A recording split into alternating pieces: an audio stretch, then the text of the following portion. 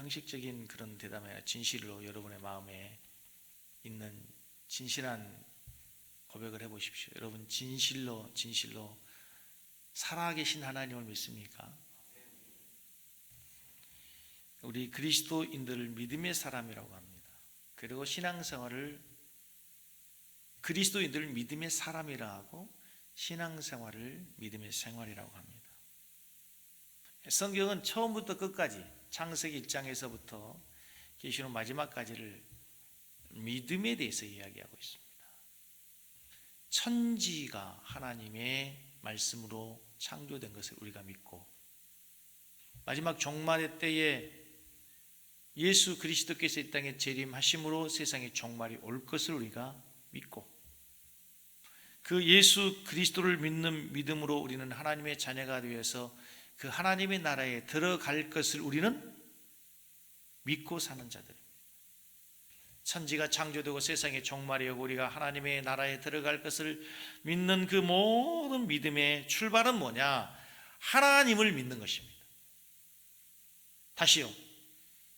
우리의 모든 신앙의 출발을 하나님을 믿는 믿음에서부터 출발한다는 사실을 기억할 수 있기를 바랍니다. 오늘날 많은 사람들이 하나님을 믿습니다. 그러나 정말 그들의 삶에 깊숙이 들어가서 그의 생각과 말과 언어와 행동, 살아가는 삶의 모습을 보면 정말로 하나님을 믿는 사람인지 정말 하나님을 믿고 있는지 우리는 의심할 수밖에 없습니다.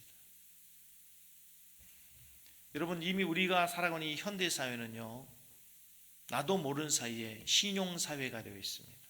다른 말로 믿음의 사회, 믿음의 세상이 되어 있다는 것입니다. 여러분들은 어느 식당에 가서 식사를 하시고 혹은 마트에 가서 물건을 사시고 나서 뭘 냅니까? 신용카드를 냅니다. 돈을 내지 않고 플라스틱 카드를 냅니다. 그러면요 그 주인이 이렇게 멀쩡히 쳐다보면서 이 사람이 도대체 물건 가져가면서 왜 이것을 내는 거야? 하지 않고 자연스럽게 그것을 받아서 카드 리더기에 긁습니다. 뭐 하는 겁니까? 그 카드에 나의 신용이 있고 그 카드를 긁으면 그 카드에 들어있는 그 결제 금액에 의해서 물건값이 지불된다고 하는 것을 그 사람도 믿고 나도 믿고 있는 것입니다. 여러분들은 혹시 큰 돈이 생겼습니다.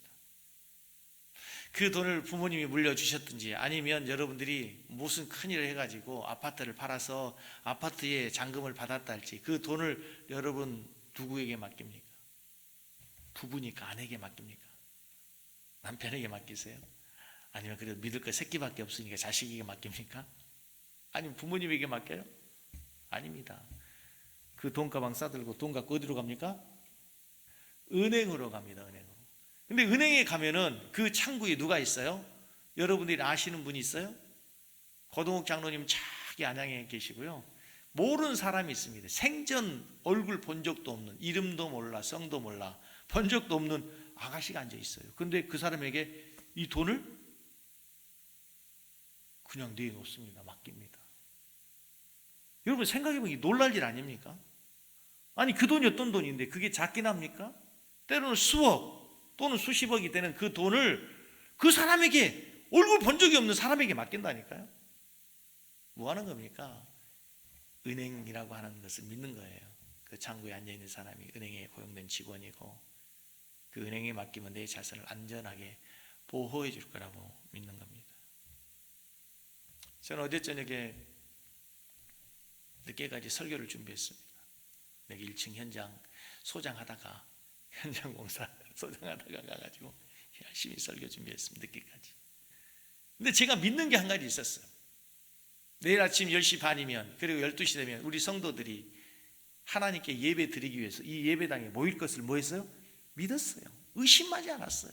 한 번도 의심하지 않고 전혀 의심하지 않고 윤 장로님이 나오시려나 황 장로님이 정말 나오시려나 나오긴 할라나 기도의 순서던데 나오실까 의심하지 않습니다.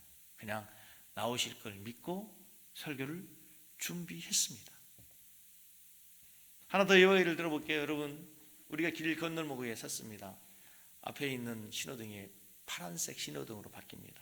그러면 누가 뭐라 해도 저 상대편에서, 저 건너편에서 그 큰 트럭이 달리고 버스가 쉥쉥 달리는데도 불구하고 8차선, 10차선 도로를 건너면서 아이들이 핸드폰 하면서 건넙니다. 차 안 봅니다. 혹시 차가 달려오다가 내가 치면 어떻게, 염려하지 않습니다. 그냥 안심하고 걸어갑니다. 뭡니까? 지금 내가 파란불일 때 건너가고 있을 때 저기 달려오는 운전수가 바라보는 그 신호등은 빨간불이어서 저 운전수가 빨간 신호등에 의해서 설 것을 믿는 거예요. 이렇게 우리는 믿음의 사회를 살고 있습니다. 그런데 여러분, 정말 우리가 세상에 살아가면서 정말 무엇을 믿어야 될 것인가? 내가 믿는 것들이 때로는 실망을, 내가 믿는 것들이 때로는 부도를, 내가 믿는 것들이 때로는 나에게 엄청난 상처와 아픔을 줄 때가 있습니다. 은행도 부도 나더라고. IMF 되니까 부도 나더라고. 그 큰 우리나라의 대기업 부도 납니다. 부도 나더라고요. 신호등 건너는데요, 졸음운전, 음주운전에 의해서 사고 나기도 하는 거예요. 세상의 모든 것은 사실은 믿고 있지만, 믿고 있는 것 같아도 믿을 수 없을 때가 많습니다. 신용카드 냈는데 안 돼요. 한 번 긁어보더니 이상한데요. 한 번 더 긁어보니 안 됩니다. 잔고가 없습니다. 결제해 줄 수 없습니다. 다른 카드 긁어봐도 안 되는 경우가 있던가요? 경험해 보셨나요? 있을 수 있습니다. 오늘 성경에서는 우리 그리스도인들이 믿어야 될 대상이 있습니다. 오늘 성경에서는 우리에게 이렇게 말씀하십니다. 22절 다 같이 큰 소리로 있습니다. 예수께서 그들에게 대답하여 이르시되 하나님을 믿으라. 예수께서 그들에게 대답하여 이르시되 뭘 믿으라? 오늘 우리 섬기는 성도님들이, 여러분들이 하나님을 믿기 바랍니다. 믿음의 사람이 되기를 원합니다. 진실로 내가 너희에게 이르노니 하나님을 믿는 자 되기를 원합니다. 그런데요, 오늘 이 본문이 어떤 흐름에서 나오는지를 보면요, 오늘 본문의 의미가 좀 더 깊은 우리에게 주는 메시지가 있어요. 예수님께서 며칠 전에 무화과 나무를 가서 무화과 나무 열매 잎이 무성한 걸 보고 무화과 열매 나무 열매를 구했으나 열매가 없었어요. 예수님이 뭐 했어요? 저주해버렸습니다. 그리고 나서 오늘 본문 말씀 20절에 그들이 아침에 지나갈 때 무화과 나무가 어떻게 돼서 뿌리째 마른 것을 보고, 21절 베드로가 생각이 나서 여짜오되, 같이 읽습니다. 랍비여 보소서, 저주하신 무화과 나무가 말랐습니다. 그랬더니 예수님이 뭐라고 해요? 하나님을 믿어라, 이렇게 얘기하는 거예요. 근데 여러분, 이게 대화를 우리가 한번 생각해 보면요, 이 커뮤니케이션이 조금 안 된 것 같지 않으세요? 예수님께 베드로가 얘기합니다. 예수님, 엊그제 예수님이 저주하신 그 무화과 나무가 말랐어요. 그럼 예수님 뭐라고 얘기해야 돼요? 그 열매 없는 나무는 저주받아 죽어도 아무 필요 없어, 이렇게 얘기를 하시든지, 그렇지, 내가 내 능력으로 그 나무를 저주했는데 죽는 건 당연할 거 아니야, 이렇게 얘기를 하셔야 되잖아. 그런데 예수님의 반응은 뭐라고 하냐면, 뭐라고요? 하나님 믿어라. 저는 이 본문을 보면서요, 이런 말씀으로 적용이 되고 이해가 되고 해석이 되더라고요. 우리는 어떤 환경에 대해서, 환경이 바뀌면, 또 상황이 바뀌어지면 여러 가지 이야기들을 해요. 그리고 마음의 생각들이 많아져요. 많은 것들을 고민해요. 근데 성경에서는 무화과 나무가 살았든 죽었든 말랐든 상관없어. 너희들이 해야 될 일은 뭐예요? 하나님 믿는 거야. 무화과 나무가 살았든 죽었든 무슨 상관이야? 그건 상관없어. 상관할 일이 아니야. 너희들이 해야 될 일은 뭐예요? 하나님을 믿는 거야. 오늘도 마찬가지예요, 여러분. 우리가 어떤 일이 잘 돼요.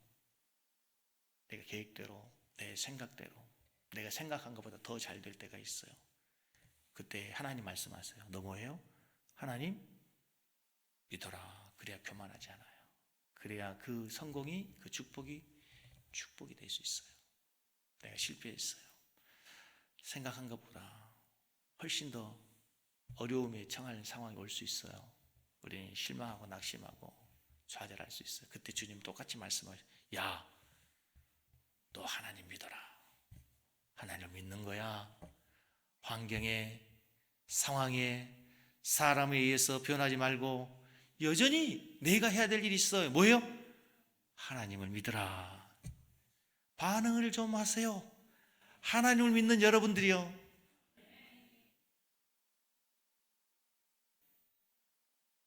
김 목사가 설교를 준비했는데요. 설교를 잘해서 여러분들이 은혜 받는 방법이 있어요. 김 목사를 막 기분 좋게 해주는 거야. 설교자가 와, 지금 내 설교를 정말 성도들 은혜 받고 있구나. 야, 내 설교를 지금 성도들이 잘 듣고 있구나. 좀 반응을 해주면 막 김 목사 얼마나 신나서 설교하겠어요. 도대체 내가 공동묘지 와서 설교하는 건지 어디 와서 설교하는 건지 반응이 없으면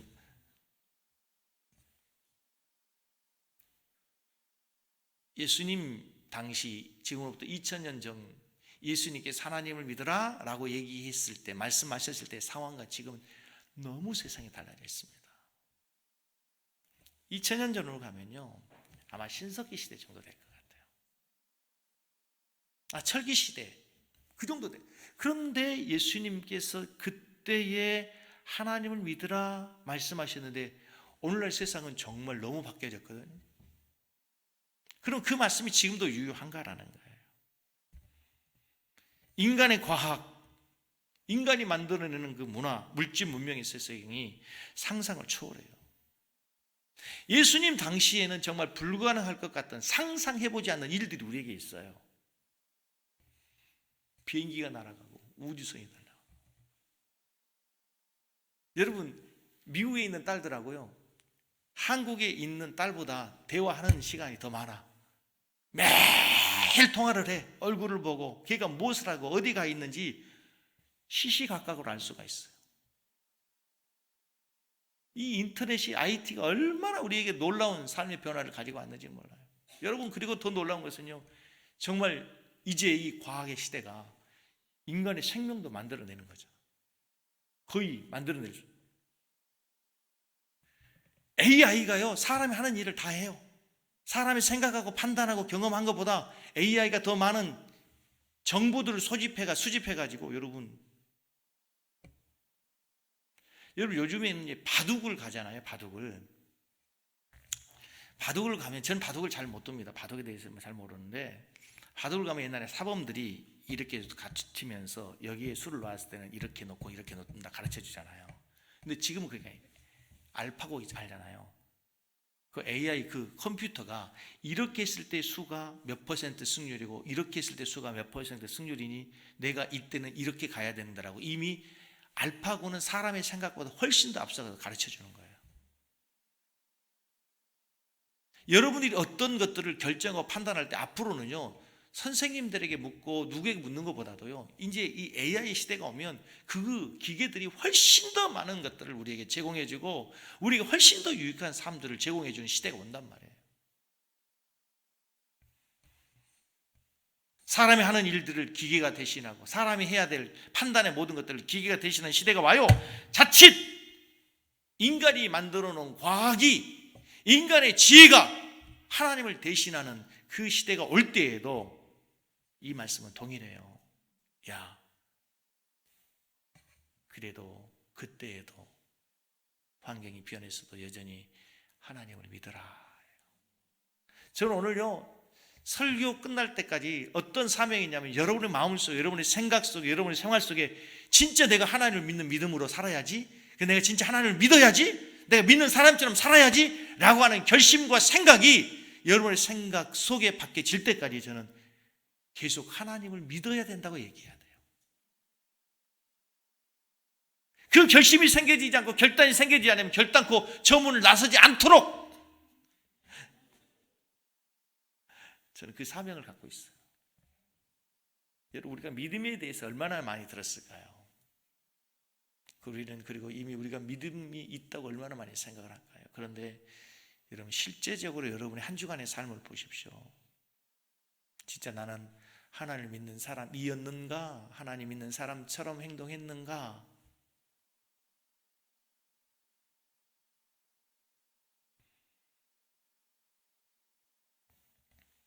여러분, 우리의 상황들이 바뀌어지고 세상이 변화되고 여러 많은 문제들이 우리에게 있을 때도 역시 언제나 우리가 선택해야 될 선택의 가장 중요한 중심은 하나님을 믿는 믿음이 된다는 사실을 믿으시기 바랍니다.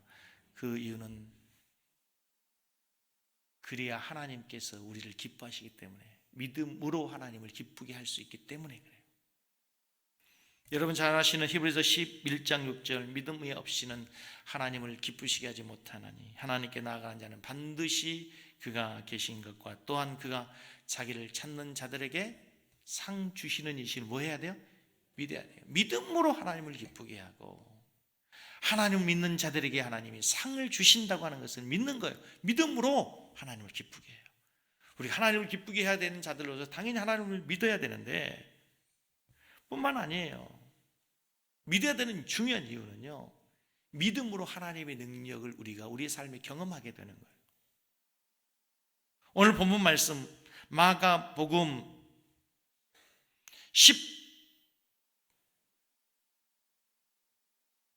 9장 29절에서 30절 말씀에 보면은 예수님이 이렇게 말씀하세요. 마가복음 9장 29절에 30절 같이 읽습니다. 이에 예수께서 그들의 눈을 만지시며 이르시되 너희 멋대로 되는 거예요? 믿음대로 되라 하시니 그 눈들이 밝아진지라 이렇게 됐어요. 따라서 하겠습니다. 내 믿음대로 될지어다. 제가요 오늘 이 설교를 준비하면서 과거 우리나라 50년 전, 60년 전에 정말 한국 교회를 리드했던 영적 거장들의 설교를 제가 한번 검색해 봤어요. 그분들은 이 본문을 뭐라고 설교했는가. 그리고 최신 요즘에 일명 많은 인기 있는 설교 목사님들의 설교를 제가 검색해서 비교해 봤어요. 설교 본문. 과거의 목사님들은 진짜 우리는 믿음으로 살았거든. 지금부터 60년 전, 50년 전만 해도 진짜 불가능을 가능하게 할 수 있는 하나님, 무에서 위를 창조하신 하나님을 그대로 믿고 그대로 선포했어. 말씀대로 믿음대로 될지어다. 믿음대로 됩니다. 믿으시기 바랍니다. 믿어야 됩니다. 설교했어요. 오늘의 본문에 많은 목사님들이 이 본문을 가지고 그렇게 설교하는 목사님들이 이렇게 많잖아요. 뭐예요?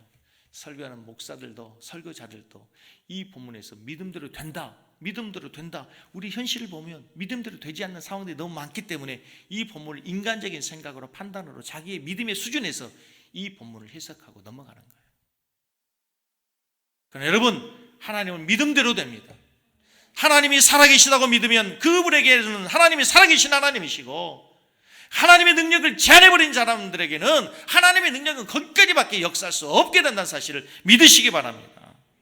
갈라디아서 3장 9절 말씀, 이런 말씀이 있어요. 그러므로 믿음으로 말미암는 자는 믿음이 있는 아브라함과 함께 복을 받는다.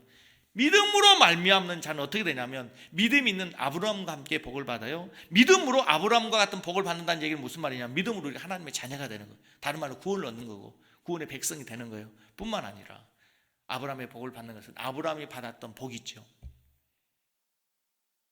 자손을 많게 해주겠다고 했더니 하나님께서 그 자손의 자식에 대한 번성, 정말 본토 친척 갈대아 우르를 떠났을 때 아무것도 없던 그에게 하나님께서 엄청난 불을 부어주시는 물질의 축복, 영적인 권세, 이 모든 것을 여러분 지금도 우리가 무엇으로 받느냐? 믿음으로 받는다는 사실을 믿으시기 바랍니다. 더 크게 아멘 하시기 바랍니다. 믿음으로 받는 거예요.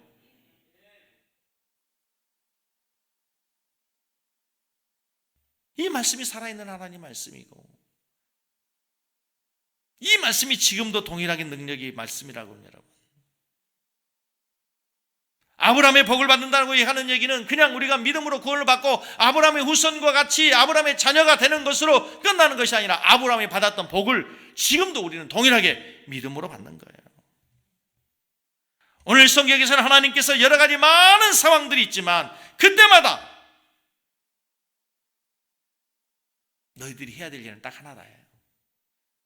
무화과 나무가 말랐든 마르지 않았건, 너의 삶이 잘 되건 잘못되건, 실패건 성공건, 성공이건 간에 내가 그때 해야 될 일은 뭐다? 하나님을 믿으라 예요. 하나님을 믿으라. 또 하나님을 믿는다고 하는 증거가 뭡니까? 기도로 연결이 돼요.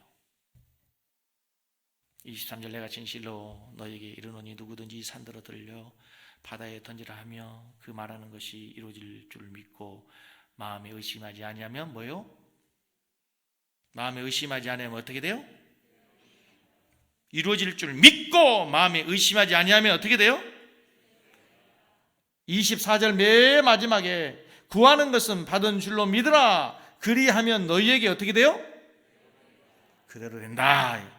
23절에서도 믿으면 그대로 된다. 24절에서 믿으면 그대로 된다. 이 말씀을 보는데요. 야, 진짜 우리가 이게 믿음의 큰 역사를 일으킬 수 있는데 왜 우리는 이 믿음을 갖지 못하는 것일까? 여러분, 오늘 이 본문을 그럼 무엇인지 믿음으로 구하면 이루어진다 했으니까 예배 끝나고 가자마자 로또 복권 가가지고 로또 복권 사봐야지. 제가 예언합니다. 그거 꽝입니다. 그래서 이제 이 성경을 해석할 때 우리가 이 한 구절을 가지고 해석하는 것이 아니고 따라서 하겠습니다. 성경은 성경으로 해석하라. 이 한 구절을 해석하기 위해서 또 이제 기도에 대해서 우리에게 가르치고 교훈하는 많은 다른 성의 구절들을 함께 조합해서 해석해야 돼요. 그래서 신학이라고 하는 게 필요해요. 예수님께서 기도에 대해서 가르치시면서 가장 먼저 하신 말씀이 요한복음에 보면은 이렇게 말씀하셔요. 너희가 지금까지는 내 이름으로 아무것도 구하지 않았으나 이제는 너희가 내 이름으로 구하라. 그럼 내가 시행한다. 그러니까 기도의 가장 중요한 첫 번째 출발은 무엇으로 기도하는 거야? 예수님 이름으로 기도하는 거예요. 그 예수 이름의 권세가 있어. 여러분 이렇게 한다고 기도에 능력이 있는 게 아니고 그걸 뭘로 기도해야 돼요? 예수님의 이름으로 기도해야 돼요. 예수님의 이름으로. 여러분 은행에 가서 아무리 돈 주세요 해봐야 돈 안 줘요. 거기에 계좌번호하고 인감도장 딱 찍어가지고 내면 통장에 돈이 있으면 돈을 줘요. 그게 효력이 그 사람의 도장이 찍혀야 되는 거야. 사인을 하든지 말이에요.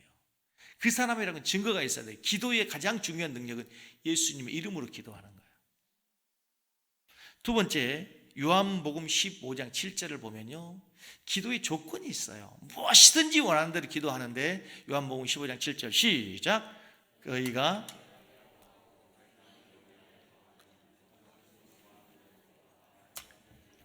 보세요. 똑같아요. 뒤에만 보면 무엇이든지 원하는 대로 구하라. 그래야만 이루어진다 그랬잖아. 근데 조건이 있어 앞에. 너희가 내 안에 거하고 예수님 말씀이 너희 안에 거하면 무엇이든지 원하는 대로 구해라. 내가 예수님 안에 거하고 예수님 내 안에 거하시면 예수님 마음을 품게 되고 예수님의 생각을 갖게 돼요. 예수님처럼 우리의 삶이 살아가게 돼요. 그럼 예수님께서 여러분 구하시는 모든 것은 이루어졌어요? 이루어지지 않았어요? 이루어져요. 예수님 말씀하시면 기도하면 이루어져요. 그대로 풍랑을 잔잔케 하고 귀신도 쫓아내고 죽은 자가 살아난단 말이에요. 그럼 예수님이 어떻게 예수님 안에 예수님의 그 큰 능력을 갖고 어떻게 기도하시는가 보세요. 무엇을 기도하는가 보세요. 예수님은 한 번도 자신의 이익을 위해서, 자신의 야망을 위해서, 경제적인 어떤 부를 축적하기 위해서, 자신의 자존심을 세우기 위해서 예수님은 한 번도 자신의 능력을 사용하지 않아요. 한 번도 그걸 위해 기도해 본 적이 없어요. 예수님 내가 어떤 사람인지 봤지? 자기를 한번 나타내기 위해서, 자존심을 세우기 위해서 예수님은 기도하지 않았단 말이에요. 하나님, 내가 그 왼수 친구 때문에 내가 속상하고 내 자존심 상한데 한번 팍 꺾을 수 있도록 한번 해주세요. 하나님. 명절만 되면 내가 그냥 시동생한테 내가 하나님 너무 자존심 상하는데 한번 좀 환경 좀 바꿔주셔가지고 내가 큰 소리 빵빵 치게 한번 해주세요. 그거 기도 들어주지 않는다니까. 예수님이 내 안에 들어오시고 예수님 말씀이 우리 안에 거하시면 어떤 거 있냐면요, 주여 주 뜻대로 하시고 고난의 십자가를 향해서 가고 그 높은 수치의 저주의 십자가 위에서 내려오라고 조랑하는 그 가운데서도 능력을 사용하지 않는 거예요.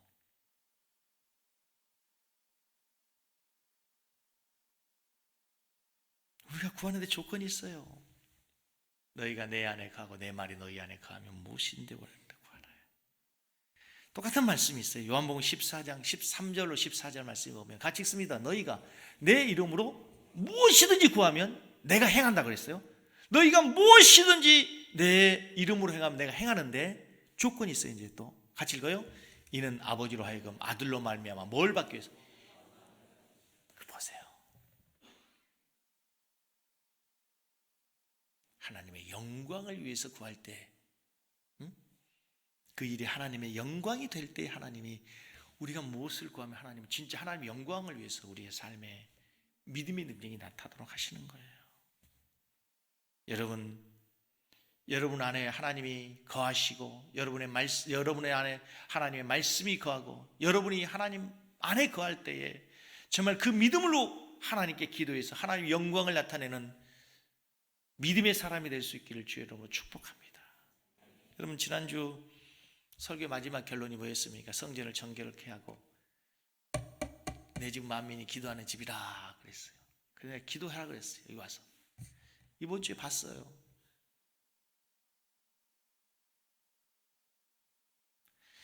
누가 기도하는 줄 아십니까 여러분? 누가 기도하는 줄 아세요? 기도해야 됩니다. 설교 듣는다 기도하지 않더라고. 기도에 관해서 책을 많이 듣고 뭐 기도가 무언가에 대해 세미나 다닌다고 기도하는 것도 아니에요. 기도는 첫째, 기도의 응답에 대한 확신과 기도 응답에 대한 체험, 간증이 있어야 되는 거예요.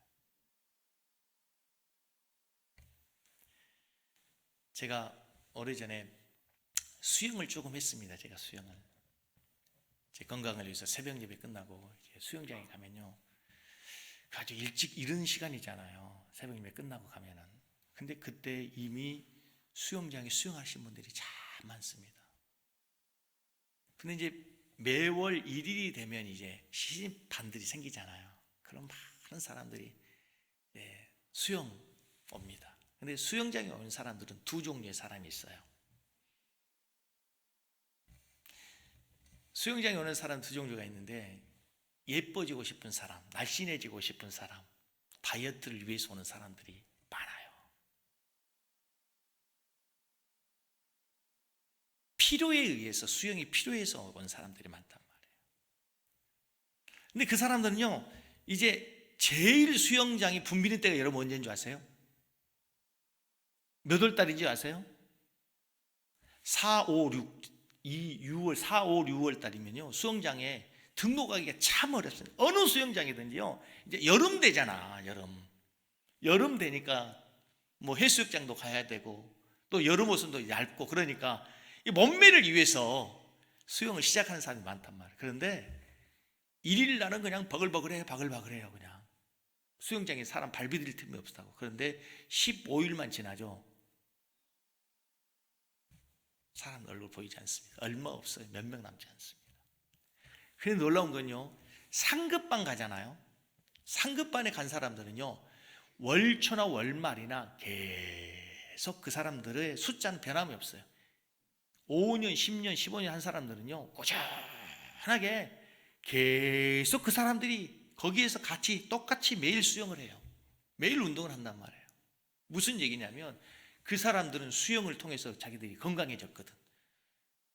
수영을 통해서 자기의 몸매가 아름다워졌거든. 이미 건강한 몸을 가진 사람, 건강을 체험한 사람, 수영의 그 효과를 본 사람들, 추워도 더워도 상관없이 그걸 이기고 나와서 수영을 하는 거예요. 근데 필요에 의해서, 갈급함에 의해서 한 사람들은 오래 가지 못하더라고. 기도가 그렇다는 거 알았어요. 기도가 필요해. 기도해. 시작해요. 오래 가지 못해요. 근데 진짜 기도의 능력을 경험해서 내 삶의 문제가 기도로 해결이 됐어, 그 사람들은요, 꾸준히 기도의 자리를 지켜요.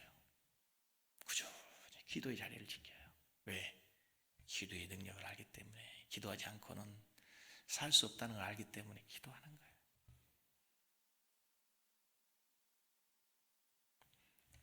사랑하는 성도 여러분, 저는 여러분이 정말 기도의 능력을 경험하고 기도의 능력으로 살아가는 여러분 되길 바랍니다.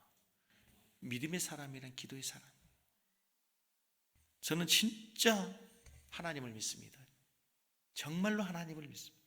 저희 은사 테스트 하면요, 그 제자반 할 때 은사 테스트 하면 탁월하게 높은 점수가 뭐냐면 하나님 믿는 믿음의 은사예요. 믿으면 나는 진짜 하나님 절대적으로 믿어요. 네, 결혼할 때도 그랬고 개척할 때도 그랬고 지금도 진짜 하나님을 믿는 믿음에는 내가 누구에게 지지 않는 것 같아요.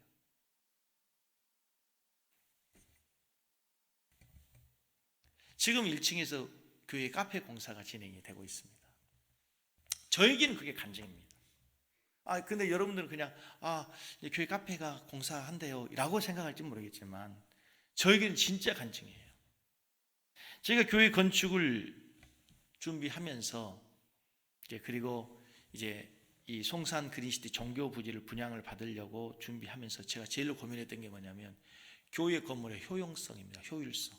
이 큰 건물, 좋은 건물, 가치로 하면 엄청난 비싼 이 건물을 지어놓고 이 건물을 어떻게 잘 활용을 해야 될까? 물론 예배 드리고 교육하고 하지만 물론 주일날 한 번 예배 드리고 교육하는 것은 여러분 조금만 소그룹에서 이루어지는 거고 이 건물 전체가 일주일 내내 비어 있는 거예요. 여러분 한 주일에 여러분 사용하는 시간을 생각해 보시면요, 주일 낮 예배, 오후 예배 드리는 시간 외에 수요 예배 1시간, 금요철 예배 2시간, 새벽 예배 1시간 외에는 이 건물이 다 비어 있는 거예요. 저는 고민했어요. 어떻게 할까? 어떻게 교회를 좀 잘 활용할 수 있을까? 그러다가 생각해낸 게 이제 카페가 좀 됐으면 좋겠다. 그런데요, 종교 부지에 카페가 안 된다는, 수익 사업을 할 수 없다는 거는요, 우리 모든 사람이 다 상식적으로 모든 목사들은 다 알고 있어요. 근데 저는 그게 하고 싶었어요. 해보고 싶었어요. 화성시청에 가서 상담하고 문의하고 그러면 안 된다는 거죠. 다 안 된대요. 다 안 된다는 거예요. 제가 화성시청에 수십 번, 제 핸드폰에 화성시청 전화번호 이렇게 하면요, 그 모든 그 화성시청의 대부분의 그 과들 있죠. 위생과, 건축과, 지도관리과, 설계과, 뭐 이런 과들이 전화번호가 다 뜹니다. 왜냐하면 내가 그 수없이 전화했거든. 전화해가지고 안녕하세요, 송산 그리스티 섬기는 교회 김정수 목사입니다. 그러면 목소리가 갑자기 달라져. 또 전화했구만. 끈질기구만. 계속 했어요. 누구 한 사람 그게 될 거라고 믿는 사람 없는데 나는 한번 도전해보고 싶고 해보고 싶었어요. 할 수 있다고 생각을 했어요. 그리고 계속해서 하다가요, 놀라운 사실을 발견했어요. 2020년 1월 13일 날 대통령령으로 법이 하나 바뀌었어요.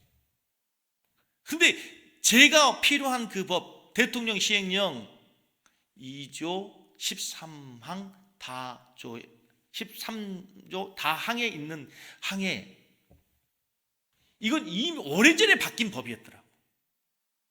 어린이집, 소방시설, 체육시설, 그리고 주유소 같은 이런 판매업을 할 수 없는, 휴게 음식을 할 수 없는 건물일지라도 구내식당 외에 종업원들의 복리 후생을 위해서 휴게 음식점을 할 수 있는 법이 이미 개정이 되어 있는데 아무도 거기에 대해서 관심이 없고 그것에 대해서 알고 있는 사람도 없었어요. 그런데 제가 2020년 올해 1월 13일 날 대통령이 바뀌어진 어떤 법을 내가 보다가 그 법을 발견한 거야. 질문했어요. 어린이집 구내식당 되고 운동시설 구내식당에 휴게 음식점이 되고 교회는 왜 안 됩니까? 교회 성도들이 밥 먹는 식당은 구내식당 아니고 구외식당입니까? 구내식당 아닙니까? 왜 안 됩니까? 그 외에 기타 등등 이러고 돼 있는데 왜 안 됩니까? 기타에 왜 교회가 안 됩니까? 말이 맞잖아요. 교회 식당도 구내식당인데. 그래서 어디로 가보라. 그러면 또 자기들이 아직 한 번도 우리나라에 일어난 일이 아니기 때문에 책임을 지고 하주려고 하죠. 어디 부서로 가보세요. 또 갔어요. 어디 부서로 갔어요. 또 어디 부서로 갔어요. 계속 하니 자기들 할 말이 없으니까 이제 결국 어떻게 질의해 봅시다. 건설교통부에, 더 상위 기관인 이 법을 만든 건설교통부에 편지를 썼어요. 제가 이렇게 썼습니다. 저는 신도시 종교 부지를 분양을 받아서 목회하는 목사입니다. 성도들의 휴게 공간을 위해서 구내식당 내에 카페를 하고 싶은데 관계기관에 가서 물어보면 가부에 답을 주지 않으니 귀청에서 분명하게 가부로 답해 주시오. 오성남 집사를 통해 편지를, 세종에 있으니까 오성남 집사를 통해, 안수 집사를 통해 가지고 접수했어요. 회신이 오기를 가능한 줄 아옵니다. 건축력 시행령 2조 13조 다항에 의하여 아래와 같이 세 가지 조건을 충족할 경우에는 구내식당이 가능합니다.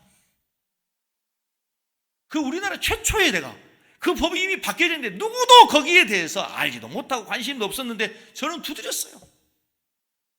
제가요 화성시청에 전화한 거 간 거 하면요 진짜 수십 번 전화했습니다. 수십 번. 그런데 그게 됐어요. 나는 저 나름대로 뭐예요? 믿음으로 한 거예요.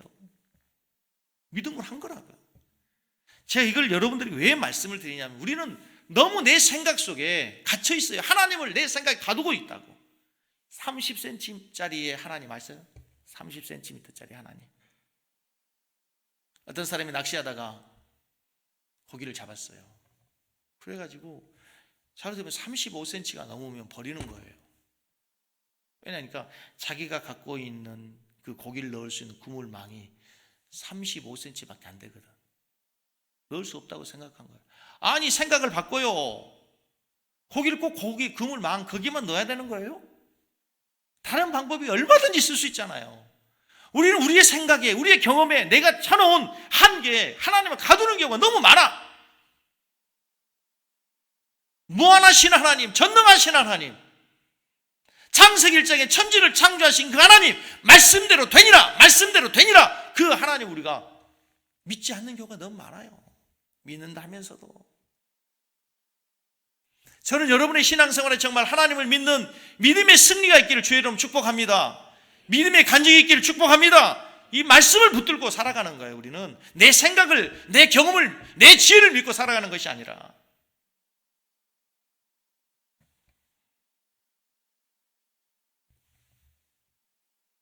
여러분 자녀를 위해서 기도할 때 어떻게 기도하시나요? 좋은 직장 가게 해주세요. 좋은 대학 가게 해주세요. 이렇게 기도하시죠. 저희 가은이가 이제 고3이 되고 염려가 많고 염려가 많고 걱정이 많고 불안해하더라고요. 제가 저 딸이 있지만 늘 하는 얘기 있습니다. 걱정하지 마. 너 네 이름대로 된다. 네 이름이 뭐냐? 더할까? 은혜 은자 아니냐? 믿음대로 된다. 이름대로 된다. 걱정하지 마. 네가 지금까지 세월아온 거 봐봐라. 네가 중학교 갈 때, 네가 고등학교 갈 때 네 힘으로 갔냐? 네 지혜로 갔냐? 네 능력으로 갔냐? 너 이름대로 간 거야. 네 이름대로 된다. 대학 들어도 괜찮다. 이름대로 된다. 하나님 은혜로 된다. 여러분 그 믿음이 있어야 되는 거예요. 아멘? 여러분 자녀를 위해서 그렇게 기도하세요. 믿음을 갖고. 여러분이 저에게 배우세요. 우리 목사님 다른 거 몰라도 진짜 믿음 하나는 끝내줘. 기도는 열심히 안에 나가면서 어떻게 하지? 이게 무슨 기도예요 이게. 기도했으면 의심하지 말고 맡기고 될 줄로 믿고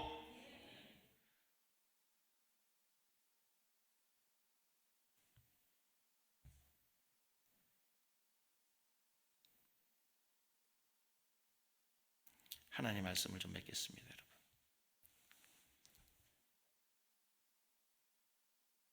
우리 하나님은 광야에 길을 내고 사막에 물을 내신 하나님이 여러분의 삶에 길을 내시고 여러분의 삶이 아무리 광야 같다 할지라도 길을 내고 사막 같다 할지라도 물을 내신 하나님을 믿으시길 바랍니다. 그 믿음의 사람에게 하나님이 기적을 일으키고 놀라운 역사를 일으키실 것입니다. 그 하나님을 믿는 믿음으로 여러분의 삶이 날마다 믿음의 역사, 새로운 믿음의 능력, 새로운 믿음의 놀라운 흔적을 남길 수 있는 우리 모든 성도들 되기를 주의 이름으로 간절히 축복합니다. 우리 한번 찬송하고 말씀을 생각하면서 기도하겠습니다. 찬송하시면서 예물 드리고 난 다음에 우리 한번 같이 기도했으면 좋겠습니다. 전능하신 나의 주 하나님, 여러분 이 찬송 가사가 정말 대단합니다. 그냥 찬양하지 마시고 가사를 여러분의 믿음으로 고백하며 찬양해 보시기 바랍니다.